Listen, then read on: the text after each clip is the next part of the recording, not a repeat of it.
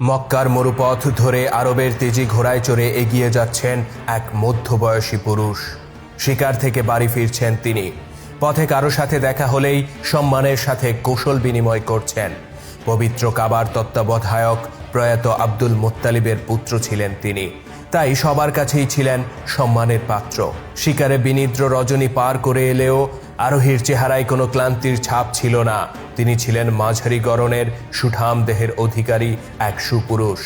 আব্দুল মুত্তালিবের পুত্র যখন ঘরের আঙিনায় পৌঁছেন, পরিবারের মেয়েরা এসে তার কাছে অভিযোগ জানায়। তারা বলে, আপনার ভাতিজা মুহাম্মদকে অকথ্য ভাষায় অপমান করেছে আবুল হাকাম ওরফে আবু জাহেল। সে তাকে এতটাই অপমান করেছে যে আপনার ভাতিজা লজ্জায় কোনো কথাই বলতে পারেনি।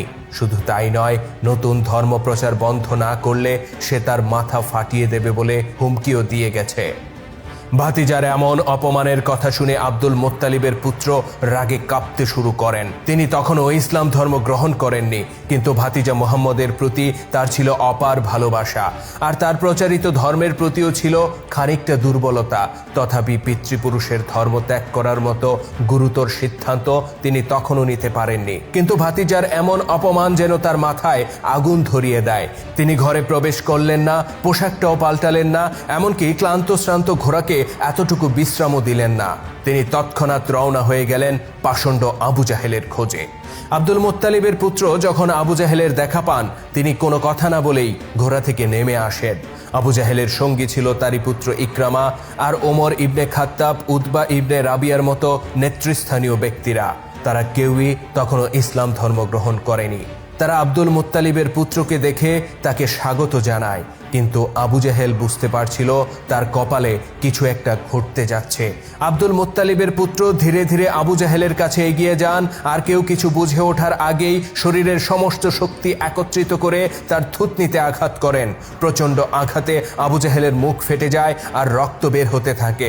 অতঃপর আব্দুল মুত্তালিবের পুত্র বলেন, তোমার কত বড় কলিজা! আমার ভাতিজাকে অপমান করেছ, যেখানে আমি আমির হামজা নিজে তার অভিভাবক। এটা কি তুমি এই জন্য করেছ যে আমিও তোমাদের মতো পৌত্তলিক ধর্ম অনুসরণ করি? তাহলে কান খুলে শুনে রাখো, আমিও আজ থেকে আমার ভাতিজার ধর্ম পালনের ঘোষণা দিলাম। আমি দেখতে চাই তুমি কিভাবে তার প্রতি এতটুকু অনাচার করো। এই ঘটনার মধ্য দিয়ে ইসলামের ছায়াতলে আগমন ঘটে এক সিংহ পুরুষের। একাকী মরুর বুকে সিংহ শিকার করে বেড়ানো ছিল যার নেশা, যিনি ছিলেন সাহসে অতুলনীয়, শক্তিতে অদ্বিতীয়, আর কুরাইশদের মধ্যে অত্যন্ত সম্মানিত। তার নাম ছিল আমির হামজা ইবনে আব্দুল মুত্তালিব রাদিয়াল্লাহু তাআলা আনহু। তিনি কখনো তার ভাতিজা মুহাম্মদ সাল্লাল্লাহু আলাইহি সাল্লামকে একা ছেড়ে যাননি, না তার ধর্মগ্রহণের আগে না তার ধর্মগ্রহণের পরে। ইসলাম গ্রহণের আগে একদিন তিনি তার ভাই আবু তালেব ও আব্বাসের সাথে বাড়ির আঙিনায় হেঁটে বেড়াচ্ছিলেন। তিনি দেখতে পান তারই অপর ভাই আবুল আহাব ঝুড়িতে করে খাসির নাড়ি ভুড়ি বয়ে এনেছে, আর সেগুলো ঢেলে দিয়েছে ভাতিজা মুহাম্মদ সাল্লাল্লাহু আলাইহি সাল্লাম এর ঘরের দুয়ারে। এই দৃশ্য দেখে আমির হামজা হতবাক হয়ে পড়েন আর বলেন, তুমি এ কি করলে আবুল আহাব? চাচা হয়ে তুমি কেন তাকে এত কষ্ট দাও? আবুল আহাব বলে, সে আমাদের পূর্বপুরুষদের ধর্মকে মিথ্যা বলেছে আর আমাদের বংশের সম্মানকে মাটির সাথে মিশিয়ে দিয়েছে। আমির হামজা বলেন, আমাদের ভাইদের মধ্যে কেউই ভাতিজার প্রচারিত ধর্ম গ্রহণ করেনি, তাই বলে আমরা তাকে কষ্টও দেই না, বরং অন্য গোত্রের কেউ তাকে কষ্ট দিতে এলে আমরা তাকে আগলে রাখি। কিন্তু আমাদের ভাইদের মধ্যে কেবল তুমিই তাকে কষ্ট দিয়ে যাচ্ছ। আমাদের পিতা আব্দুল মুত্তালিব যদি বেঁচে থাকতেন, তাহলে নিশ্চয়ই তোমার এহেন কর্মকাণ্ডের জন্য তিনি ভীষণ লজ্জিত হতেন। তার এমন কথা শুনে আবুল আহাব রাগে ফুঁসতে ফুঁসতে চলে যাচ্ছিল, কিন্তু আমির হামজা তাকে পিছু ডাকেন আর কঠোর ভাষায় বলেন, যে নিকৃষ্ট বস্তু তুমি ভাতিজার দুয়ারে ফেলেছ, সেগুলো নিজ হাতে পরিষ্কার করে তুলে নিয়ে যাও। হামজা যদিও বয়সে ছোট ছিলেন, তথাপি তার কঠোরতার ব্যাপারে ভীত ছিল আবুল আহাব। সে বাধ্য হয়ে নিজের ফেলা নারী ভুঁড়ি নিজেই পরিষ্কার করে নিয়ে যায়। আর এভাবেই ইসলাম ধর্মগ্রহণের আগে থেকেই আল্লাহর নবীকে আশ্রয় দিয়ে এসেছেন আমির হামজা রাদিয়াল্লাহু তাআলা আনহু। ভাতিজার কাছে তিনি ছিলেন এক বটবৃক্ষের মতো, যে বৃক্ষ অবিরাম ছায়া দিয়ে যায়। আমির হামজা রাদিয়াল্লাহু তাআলা আনহু ছিলেন অসীম সাহসী এক সুপুরুষ। শিকার ছিল তার নেশা। সিংহ শিকারের উদ্দেশ্যে তিনি নিজের তেজি ঘোড়ার সাথে নিয়ে একাকী চলে যেতেন মরুভূমিতে।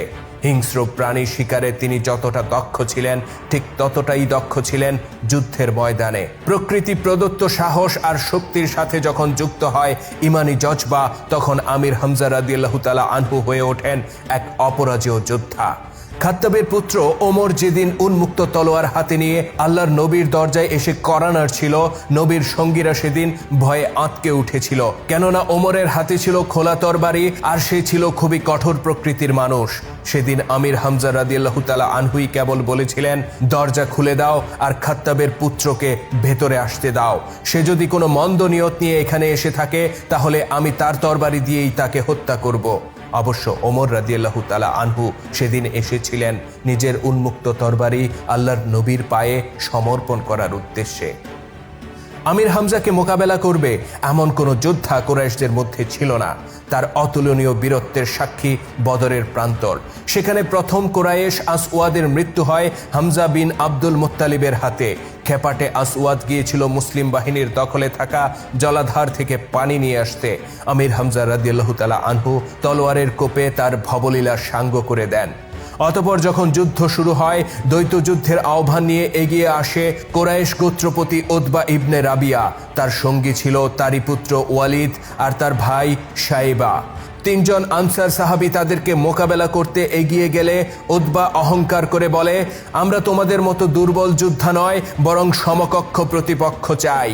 অতঃপর নিজের ভাতিজা আলী ইবনে আবু তালেব ও ওবায়দা ইবনে হারিস নামে অপর এক তরুণ কুরাইশকে নিয়ে এগিয়ে যান সিংহ শিকারী আমির হামজা রাদিয়াল্লাহু তাআলা আনহু। তাদের মোকাবেলায় ক্ষণকালের জন্য টিকতে পারে না উতবা ইবনে রাবিয়া ও তার সঙ্গীরা।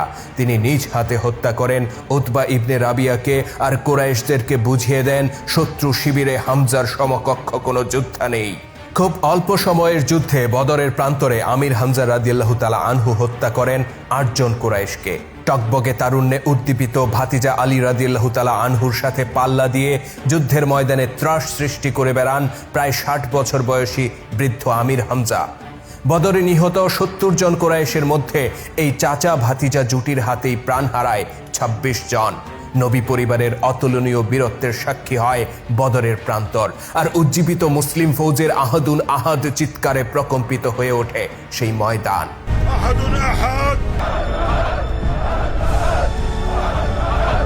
মুসলিম অমুসলিম নির্বিশেষে আরবদের কাছে হযরত আমির হামজা রাদিয়াল্লাহু তাআলা আনহু ছিলেন এক অবিসংবাদিত বীর। বদর ছাড়াও বেশ কিছু ছোট ছোট যুদ্ধ আর অভিযানে নেতৃত্বের দায়িত্ব ছিল তার কাঁধে। তবে ইসলামের বিজয় যাত্রায় খুব বেশি ভূমিকা রাখার সৌভাগ্য হয়নি এই সিংহ পুরুষের, বরং হিজরি ৩য় বর্ষে উহুদের যুদ্ধে কাপুরুষের মতো কৌশল করে পেছন থেকে আঘাত করে হত্যা করা হয় তাকে। উহুদ ছিল বদরের মাত্র ১ বছর পরের ঘটনা। মক্কার কুরাইশ আর মদিনার মুসলিমদের মধ্যে সংঘটিত বৃহত্তর পরিসরের দ্বিতীয় যুদ্ধ ছিল এই উহুদ। আমির হামজা রাদিয়াল্লাহু তাআলা আনহুর বয়স তখন ৬০ বছর ছুঁই ছুঁই, কিন্তু বয়সের ভার তাকে এতটুকু নুজো করতে পারেনি। যুদ্ধের ময়দানে তিনি ছিলেন আগের মতোই ক্ষিপ্র আর বেপরোয়া। উহুদের ময়দানে মাত্র ৭০০ মুজাহিদের বিপরীতে ছিল ৩,০০০ কাফের সেনা। বদরের ন্যায় উহুদের শুরুতেও দ্বৈত যুদ্ধে একজনকে হত্যা করেন হামজা রাদিয়াল্লাহু তাআলা আনহু। পরে সর্বাত্মক যুদ্ধ শুরু হলে একে একে আরও ২ অবিশ্বাসীকে হত্যা করেন তিনি যুদ্ধ করছিলেন বাহিনীর বাম প্রান্তে থেকে। অতঃপর তার দৃষ্টি যায় সাবা বিন আবু উজ্জা নামে এক অবিশ্বাসীর দিকে, যার মা ছিল পেশায় একজন খতনাকারিনী। আমির হামজা রাদিয়াল্লাহু তাআলা আনহু তাকে ক্ষিপ্ত করে তুলতে বলেন, ওহে খতনাকারিনীর পুত্র, এসো আমার সাথে লড়াই করো।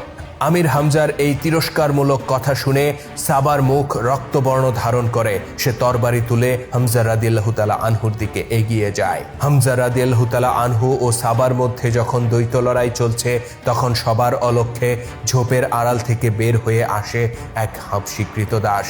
সে ছিল দীর্ঘকায় আর বর্বর প্রকৃতির। সে সর্বদা বহন করে বেড়াতো তার মাতৃভূমি আবিসিনিয়া থেকে নিয়ে আসা এক বর্শা, যার অগ্রভাগ ছিল তলোয়ারের চেয়ে সূক্ষ্ম। তার দৃষ্টি ছিল বাজ পাখির মতো তীক্ষ্ণ, আর বর্শা নিক্ষেপের হাত ছিল অব্যর্থ।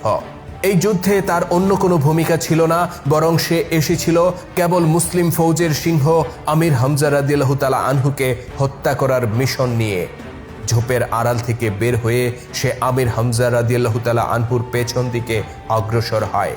লক্ষ্যবস্তু বর্ষার আওতায় আসার পর অভিজ্ঞ দৃষ্টি দিয়ে সে দূরত্ব মেপে নেয়। অতঃপর প্রবল গতি সঞ্চার করে সে নিক্ষেপ করে তার ধারালো বর্ষা। বায়ু ভেদ করে শাঁ শব্দ তুলে তা ছুটে যায় লক্ষ্যবস্তুর দিকে, আর এক মুহূর্ত পরে বিদ্ধ করে আমির হামজা রাদিয়াল্লাহু তাআলা আনহুকে। তলপেট বিদ্ধ করে ধারালো বর্ষার ফলা বের হয়ে আসে অপর পাশ দিয়ে। আঘাত পাওয়ার সাথে সাথে আমির হামজা রাদিয়াল্লাহু তাআলা আনহু বর্বর লোকটির দিকে ঘুরে দাঁড়ান আর অস্ত্র তুলে তার দিকে অগ্রসর হওয়ার চেষ্টা করেন। আহত সিংহের চোখের দৃষ্টি দেখে কলিজা কেঁপে ওঠে বর্বর সেই কৃতদাসের। কিন্তু আমির হামজা রাদিয়াল্লাহু তাআলা আনহু বেশি দূর অগ্রসর হতে পারেন না, তিনি মাটিতে লুটিয়ে পড়েন। আর এভাবেই শাহাদাতের অমীয় সুধা পান করেন সম্মুখ যুদ্ধে অপরাজেয় যোদ্ধা, জান্নাতের সিংহ, আসাদ আল জান্নাহ, শহীদদের সর্দার, master of martyrs, Syed আশ-শুহাদা Hazrat Aamir Hamza ibn Abdul Muttalib রাদিয়াল্লাহু তাআলা আনহু। এখানেই শেষ হতে পারত নবীজির প্রিয় চাচা, মুসলিম ফৌজের অন্যতম সেনাপতি আমির হামজার শাহাদাতের গল্প। কিন্তু সেই গল্পকে এক করুণ উপাখ্যানে রূপ দেয় এক ভয়ানক নারী। সে ছিল উতবা ইবনে রাবিয়ার কন্যা, যে উতবা বদরের যুদ্ধে আমির হামজা রাদিয়াল্লাহু তাআলা আনহুর হাতে প্রাণ দিয়েছিল। উহুদের যুদ্ধ শেষে পিতৃহত্যার শোধ নিতে ময়দানে পড়ে থাকা নিথর আমির হামজার কাছে এগিয়ে যায় সেই নারী। হামজার কাছে পৌঁছে সে হাতে ছোরা তুলে নেয় আর বুক চিরে বের করে আনে আমির হামজার কলিজা। অতঃপর সেই কলিজা চিবিয়ে নিজের বিষাক্ত আত্মাকে তৃপ্ত করে ওই পিশাচ। শুধু তাই নয়, আমির হামজার নাক কান সহ অঙ্গ প্রত্যঙ্গ কেটে তার চেহারা বিকৃত করে ফেলে বিকারগ্রস্ত ওই মহিলা। প্রিয় চাচার এমন মৃত্যুতে কান্নায় ভেঙে পড়েছিলেন আল্লাহর নবী হযরত মুহাম্মদ সাল্লাল্লাহু আলাইহি সাল্লাম। যুদ্ধের পর ভাতিজা আব্দুল্লাহ ইবনে জাহশের সাথে একই কবরে সমাহিত হন আমির হামজা রাদিয়াল্লাহু তাআলা আনহু। আল্লাহর নবী বলেছিলেন, আমি দেখেছি ফেরেশতারা হামজাকে গোসল করাচ্ছে, কারণ তিনি রয়েছেন জান্নাতে। নবীকন্যা ফাতেমা রাদিয়াল্লাহু তাআলা আনহা মাঝে মাঝেই প্রিয় দাদা আমির হামজার কবর জিয়ারত করতে উহুদে যেতেন। আবু তালেবের মৃত্যুর পর তিনিই ছিলেন নবী পরিবারের মাথার উপর সবচেয়ে বড় ছায়া। শুধু দর্শক, আমির হামজা রাদিয়াল্লাহু তাআলা আনহুকে হত্যাকারী হাবশী কৃতদাস ও তার লাশ বিকৃতকারী ওই নারী, তারা উভয়েই পরবর্তী জীবনে আল্লাহর নবীর উপর ঈমান এনেছিলেন এবং ইসলামের বিস্তারে সাহসী ভূমিকা রেখেছিলেন। ইতিহাসের ভয়ানক এই দুজন ব্যক্তি কে ছিলেন, কেন তারা ইসলামের বিরোধিতা করতেন, হামজা রাদিয়াল্লাহু তাআলা আনহুকেই বা কেন তারা টার্গেট করে হত্যা করেছিলেন, আর পরবর্তীতে আল্লাহর দ্বীন প্রতিষ্ঠায় তাদের ভূমিকাই বা কী ছিল, এসব বিষয় নিয়ে আমরা আলোচনা করব পরবর্তী কোনো ভিডিওতে। নিয়মিত আপডেট পেতে সাবস্ক্রাইব করুন আমাদের চ্যানেলে এবং ক্লিক করুন পাশে থাকা বেল আইকনে। আর আজকের পর্বটি কেমন লেগেছে কমেন্ট করে জানাতে ভুলবেন না। যদি ভালো লেগে থাকে তাহলে অবশ্যই লাইক ও শেয়ার করে ছড়িয়ে দেওয়ার অনুরোধ রইল। আল্লাহ হাফেজ।